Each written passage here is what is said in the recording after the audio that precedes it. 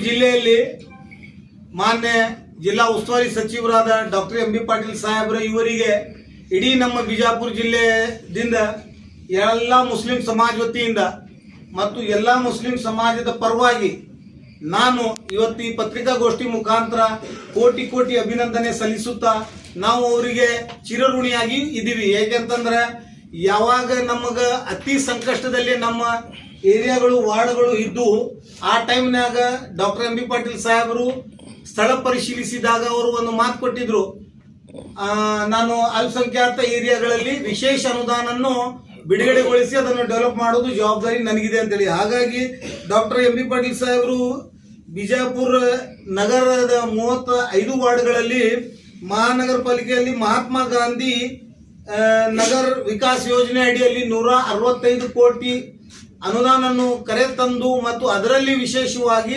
65 ಕೋಟಿ ರೂಪಾಯಿ ಅನುದಾನವನ್ನು ಕೇವಲ ಮುಸ್ಲಿಂ ಭೌಗೋಳಿಕ ಮುಸ್ಲಿಂ ಪ್ರದೇಶಗಳಲ್ಲಿ ಅವರು ಮಂಜೂರಿಸಿದ್ದಾರೆ. ಹಾಗಾಗಿ ಯೋಜನಾ ಎಸ್ಟಿಮೇಟ್ ಅವರು ಮಾಡಿದ್ದು, ಪ್ರಪೋಸ್ ಪ್ಲಾನ್ಗಳನ್ನು ಮಾಡಿದ್ದು ಕೇವಲ 65 ಕೋಟಿ ರೂಪಾಯಿ ಮುಸ್ಲಿಂ ವಾಸಿಸುವ ಏರಿಯಾಗಳಲ್ಲಿ ಅವರು ಮಾಡಿದ್ದಕ್ಕೆ ಇಡೀ ಮುಸ್ಲಿಂ ಸಮಾಜ ಅವರನ್ನು ಅಭಿನಂದಿಸುತ್ತದೆ. ಯಾಕಂದ್ರೆ ಒಬ್ಬ ಧೀಮಂತ ನಾಯಕನ ಗುಣ ಏನಪ್ಪಾ ಅಂತಂದ್ರೆ ಎಲ್ಲ ಜಾತಿ ವರ್ಗ ಜನಾಂಗದವರಿಗೆ ಒಗ್ಗೂಡಿಸಿ ರಾಜಕಾರಣ ಮಾಡುವ ನಾಯಕನಿಗೆ ರಾಜಕಾರಣಿ ನಾಯಕ ಅಂತ ಹೇಳ್ತಾರೆ.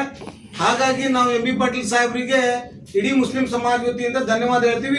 ಜೊತೆಗೇನೆ ನಾನು ಡಾಕ್ಟರ್ ಎಂ ಬಿ ಪಾಟೀಲ್ ಸಾಹೇಬರಿಗೆ ನಾನು ವಿನಂತಿ ಮತ್ತು ಆಗ್ರಹ ಮಾಡುತ್ತೇನೆ. ಏನಂತಂದ್ರೆ ಸ್ಪೆಸಿಫಿಕಲಿ ವಾರ್ಡ್ ನಂಬರ್ 18 ಬಿಜಾಪುರ ಮಹಾನಗರ ಪಾಲಿಕಾ ward number 18, ward number 19, ward number 20, ward number 21, ward number 22, ward number 23, 24, 25, 26 ಈ ಏರಿಯಾಗಳಲ್ಲಿ ಮತ್ತು ವಾರ್ಡ್ ನಂಬರ್ 1 ಈ ಏರಿಯಾಗಳಲ್ಲಿ specific Muslim dominant populated area ಇರೋದ್ರಿಂದ ನೀವು ಆ ಏರಿಯಾದ ಸಂಬಂಧಪಟ್ಟ ಗುತ್ತಿಗೆದಾರರಿಗೆ ಕಟ್ಟಪ್ಪಣೆ ಜಾರಿ ಮಾಡಿ, ಕಟ್ಟುನಿಟ್ಟುವಾಗಿ ನಿರ್ದೇಶನ ಜಾರಿ ಮಾಡಿ, ಯಾವುದೇ ರೀತಿಯಲ್ಲಿ ಕಳಪೆ ಮಟ್ಟದ ಕಾಮಗಾರಿ ಆಗಬಾರದು. ತಾವು ಮಾಡಿರುವ ಪ್ರಯತ್ನ ಯಶಸ್ಸು ಪೂರ್ವಕ ಸಾರ್ವಜನಿಕರಿಗೆ ತಲುಪಿಸಬೇಕು.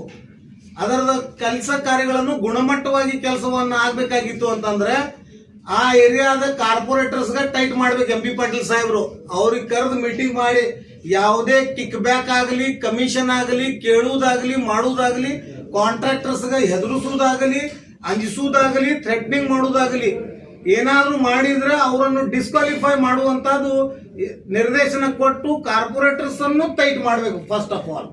ಸೆಕೆಂಡ್, ಒಂದ್ ವೇಳೆ ಗುತ್ತಿಗೆದಾರ ಕಳಪೆ ಮಟ್ಟದ ಕಾಮಗಾರಿ ಮಾಡ್ತಿದ್ದ ಅಂದ್ರೆ ಆ ಏರಿಯಾದ ಕ್ಷೇತ್ರದ ಸಾರ್ವಜನಿಕರಿಗೆ ಈ ಮಾಧ್ಯಮದ ಮುಖಾಂತರ ನಾನು ಆಗ್ರಹ ಮಾಡುತ್ತೇನೆ, ನೀವು ನೇರವಾಗಿ ನನ್ನ ಹತ್ರ ಬನ್ನಿ. ಅವರು ಗುತ್ತಿಗೆದಾರ ಮೇಲೆ ಮತ್ತು ಸಂಬಂಧಪಟ್ಟ ಅಧಿಕಾರಿ, ಅದು ಕಾರ್ಪೊರೇಷನ್ ಕಮಿಷನರ್ ಆಗಲಿ, ವಿಜಯಪುರ ಜಿಲ್ಲಾಧಿಕಾರಿ ಆಗಲಿ ಅಥವಾ ಸಂಬಂಧಪಟ್ಟಿದ ಯಾವುದೇ ಅಧಿಕಾರಿ ಆಗಲಿ, ಭ್ರಷ್ಟಾಚಾರ ನಿಯಂತ್ರಣ ಅಧಿನಿಯಮ ಕಾಯ್ದೆ ಅಡಿಯಲ್ಲಿ ಅವ್ರ ಮೇಲೆ ಪ್ರಕರಣ ದಾಖಲು ಮಾಡಿ ಗುಣಮಟ್ಟ ಕೆಲಸವನ್ನು ತೆಗೆದುಕೊಳ್ಳುವಂತದ್ದು ಪ್ರತಿಯೊಬ್ಬ ಸಾರ್ವಜನಿಕರನ್ನು ಮೂಲಭೂತ ಹಕ್ಕ ಇದೆ. ಹಾಗಾಗಿ ಜಿಲ್ಲಾ ಉಸ್ತುವಾರಿ ಸಚಿವರಿಗೆ ನಾನು ಕಳಕಳಿ ವಿನಂತಿ ಮಾಡ್ತೀನಿ, ನೀವು ಕೆಲಸ ಪ್ರಾರಂಭ ಆದ ತಕ್ಷಣ ಸರ್ಪ್ರೈಸ್ ವಿಸಿಟ್ ಆಯಾ ಕೆಲಸ ಕಾರ್ಯಗಳಲ್ಲಿ ಮಾಡಬೇಕು. ಯಾಕೆ ಅಂತಂದ್ರೆ ಯಾವ ಅಧಿಕಾರಿ, ಯಾವ ಗುತ್ತಿಗೆದಾರ, ಯಾವ ಕಾರ್ಪೊರೇಟರ್ ಜೊತೆಗೆ ಶಾಮೀಲಾಗಿ ಕಳಪೆ ಮಟ್ಟದ ಕಾಮಗಾರಿದೊಳಗೆ ತೊಡಗಿದ್ರೆ ಮಾನ್ಯ ಸಚಿವರು ಹಸ್ತಕ್ಷೇಪ ಮಾಡಿ ಕೂಡಲೇ ಅದನ್ನ ತಡೆ ಹಿಡಿದು ನಮಗ ಮುಸ್ಲಿಂ ಏರಿಯಾದೊಳಗೆ ಕೆಲಸ ಆಗುವುದೇ ಕಷ್ಟದ ಕೆಲಸ ಆಗಿತ್ತು. ಆದ್ರೆ ತಾವು ಕಷ್ಟಪಟ್ಟು ಸರ್ಕಾರದಿಂದ 65 ಕೋಟಿ ರೂಪಾಯಿ ಸ್ಯಾಂಕ್ಷನ್ ಮಾಡಿಸಿದ್ರಿ ಅಂತಂದ್ರೆ ಅದಕ್ಕೆ ಫಲಾನುಭೂಮಿ ಅಂದ್ರೆ ಸಾರ್ವಜನಿಕರಿಗೆ ಸಂಪೂರ್ಣದ ಬಳಕೆ ಆಗ್ಬೇಕಂತ ನನ್ನ ಆಗ್ರಹ ಇದೆ. ಹಾಗಾಗಿ ಡಾಕ್ಟರ್ ಎಂ ಬಿ ಪಾಟೀಲ್ ಸಾಹೇಬರು ಮಾನ್ಯ ಜಿಲ್ಲಾ ಉಸ್ತುವಾರಿ ಸಚಿವರಿಗೆ ನಂದು ವಿನಂತಿ ಇದೆ, ಇಡೀ ಮುಸ್ಲಿಂ ಸಮಾಜ ಮತ್ತು ವಾರ್ಡ್ ನಂಬರ್ 19, 18, 19, 20, 23, 24 ಎಲ್ಲ ವಾಯಾ ಜಾಮಿಯಾ ಮಸ್ಜಿದ್ ಏರಿಯಾ ವಾರ್ಡಿಂದ ಎಲ್ಲ ಸಾರ್ವಜನಿಕರ ಜಾತ್ಯತೀತವಾಗಿ ಸಾರ್ವಜನಿಕರ ಪರವಾಗಿ ವಿನಂತಿ ಇದೆ, ತಾವು ಯಾವುದೇ ಕೆಲಸ ಗುಣಮಟ್ಟವನ್ನು ಸ್ವಂತ ಪರಿಶೀಲಿಸಿ ಸ್ವಂತ ನಿರ್ಣಯ ತೆಗೆದುಕೊಳ್ಬೇಕು ಅಂತ ನನ್ನ ಆಗ್ರಹ. ಮತ್ತು ಅದರ ಜೊತೆಗೇನೆ ಮಾನ್ಯ ಜಿಲ್ಲಾ ಉಸ್ತುವಾರಿ ಸಚಿವರಾದ ಎಂ ಬಿ ಪಾಟೀಲ್ ಸಾಹೇಬರು 150 ಕೋಟಿ ರೂಪಾಯಿ ಬಜೆಟ್ ಅನ್ನು ಈ ಡೆವಲಪ್ಮೆಂಟ್ ಸಲುವಾಗಿ ಬಿಜಾಪುರ ನಗರಕ್ಕೆ ತಂದಿದ್ದ.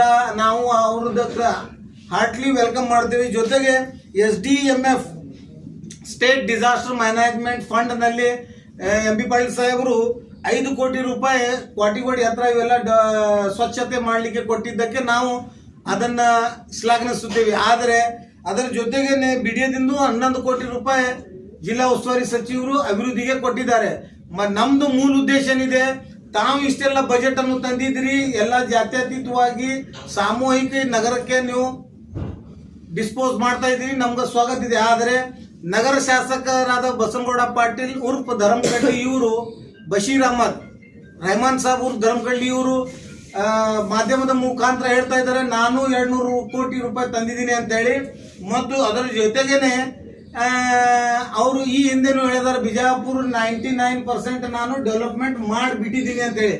ಹಾಗಾಗಿ ನಾನು MB ಪಾಟೀಲ್ ಸಾಹೇಬರಿಗೆ ವಿನಂತಿ ಮಾಡುವುದೇನೆಂದ್ರೆ, ಅವರು ನಗರ ಶಾಸಕರು ನೂರಾರು ಕೋಟಿ ಸಾವಿರಾರು ಕೋಟಿ ತಗೊಂಡು ಬಂದು ಬಿಜಾಪುರ ನಗರನ್ನು ಉದ್ಧಾರ ಮಾಡಿದ್ದಾರೆ. ಅದರಲ್ಲಿ ಎರಡನೇ ಮಾತಿಲ್ಲ, ನಾವು ಅದನ್ನು ಸ್ವಾಗತಿಸುತ್ತೇವೆ. ಹಾಗಾಗಿ ಎಲ್ಲ ಹಿಂದೂ ಡಾಮಿನೆಂಟ್ ಏರಿಯಾ ಈಗಾಗಲೇ ಸುಧಾರಣೆ ಆಗಿ ಹೋಗಿದೆ. ತುಂಬಿದ ಕೊಡದ ಮೇಲೆ ನೀರು ಹಾಕುವುದು ಅವಶ್ಯಕತೆ ಇರುವುದೇ ಇಲ್ಲ. ಯಾಕಂದ್ರೆ ತುಂಬಿದ ಕೊಡದ ಮೇಲೆ ನೀರು ಹಾಕಿದ್ರೆ ಅದು ಚೆಲ್ಲಿ ಹೊರಗಡೆ ಬೀಳ್ತದೆ. ಹಾಗಾಗಿ ಅವಶ್ಯಕತೆ ಇದ್ದಿದ್ದು ಮುಸ್ಲಿಮಾನ್ ಸಮಾಜದ ಮುಸ್ಲಿಂ ಏರಿಯಾಗಳಲ್ಲಿ. ಹಾಗಾಗಿ ಈ 2.5 ವರ್ಷದ ಯಾವುದೇ ಫಂಡ್ 1 ರೂಪಾಯಿನೂ ಬಂದ್ರು ಎಲ್ಲ ಮುಸ್ಲಿಂ ವಾರ್ಡಿಗೆ ಹಾಕ್ಬೇಕಂತೇಳಿ ನನ್ನ ಆಗ್ರಹ ಇದೆ. ಯಾಕಂದ್ರೆ ಈಗಾಗಲೇ ನಗರ ಶಾಸಕರು ಘಂಟಾಘೋಷವಾಗಿ ಡಿಕ್ಲೇರ್ ಮಾಡಿಬಿಟ್ಟಿದ್ದಾರೆ, ಹಿಂದೂ ವಾರ್ಡ್ಗಳಲ್ಲಿ 99% ನಾವು ಡೆವಲಪ್ಮೆಂಟ್ ಮಾಡಿಬಿಟ್ಟಿದ್ದೀವಿ, ಫರ್ದರ್ ಡೆವಲಪ್ಮೆಂಟ್ಗೆ ಅವಶ್ಯಕತೆನೇ ಇಲ್ಲ. ಹಾಗಾಗಿ ಸರ್ಕಾರದ ಹಣವನ್ನು ದುರುಪಯೋಗ ಆಗದಂತೆ ನೋಡಿಕೊಂಡು ಮುಸ್ಲಿಂ ವಾರ್ಡ್ಗಳಲ್ಲಿ ಇನ್ನೂ 100-200 ಕೋಟಿ ರೂಪಾಯಿ ಅನುದಾನವನ್ನು ಮುಸ್ಲಿಂ ಏರಿಯಾಗಳಲ್ಲಿ ಹಾಕ್ಬೇಕಂತ MB ಪಾಟೀಲ್ ಸಾಹೇಬರಿಗೆ ವಿನಂತಿ ಮಾಡುತ್ತೇವೆ. ಮತ್ತು ಫರ್ದರ್